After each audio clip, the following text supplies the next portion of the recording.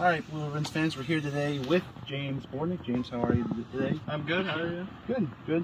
All right, so being from Bayport and Marion, you know a bunch of the veteran players on the team already. How does that kind of ease you into your first year as a Blue Ribbon? It's nice. I built, well, I would say not most, but there's a lot of guys from Marion on the Ribs.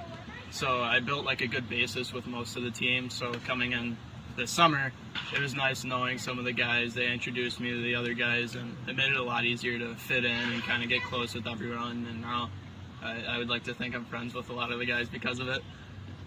All right, so we've seen you play first and third pretty often. Which do you prefer, and what's the team's plan on using you going forward? I like playing both, really. If you asked me the question last year, I would definitely say third base. But I worked a lot this winter, and I put a lot of work in at first base, so I can kind of go both ways now.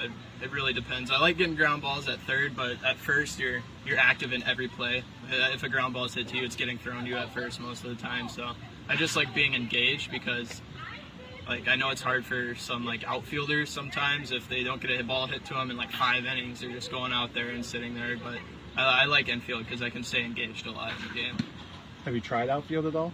I have. I tried a little bit of outfield in high school. I tried a little bit in the winter, but it's tough kind of seeing me out there in outfield. I'm not exactly the best outfielder. All right, so we'll throw it back to yesterday. Yesterday was a tough 2 games against Lombard, but not all of it was bad. You hit a leadoff home run in Game 2. Talk us through that at bat.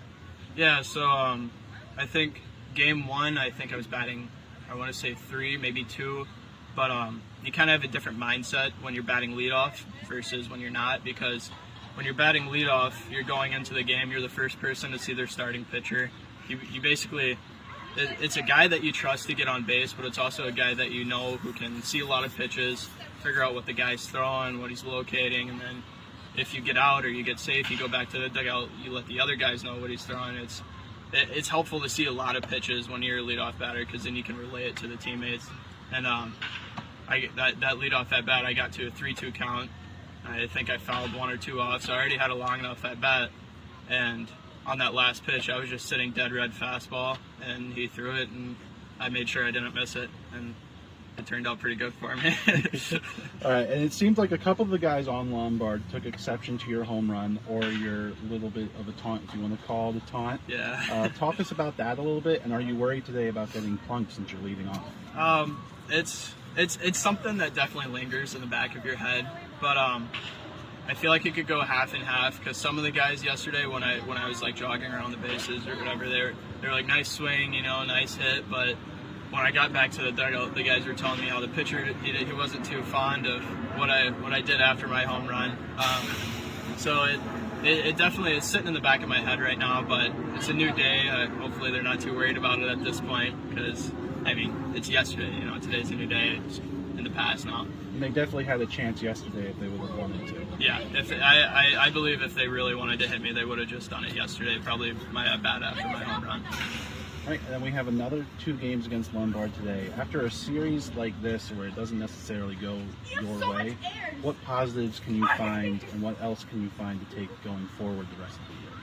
So even if we go 0-4 on the weekend, there's still a lot of positives a baseball team can take out of it. You can look at how well we did against the pitchers, even if we didn't score a lot of runs. Like, are we putting the ball in play, or are we striking out every at bat? Are we seeing pitches, picking up spin? There's stuff like that. Yesterday we learned we need to be a little more serious when it comes defensive-wise because we gave up a good amount of extra bases, which could have been the reason we lost one of the 2 games or both of them. So you can pick out positive and negative things about both games. At the end of the day, it's a learning experience. Even if we won 12-2 both games, we still have things that we need to work on. It comes out every game. Okay. And is there anything else you want to tell the Blue Ribbons fans before today's games? It's going to be a good 2 games. We're looking to come out. We're hoping we play a little bit better than yesterday. We've got different game plan today.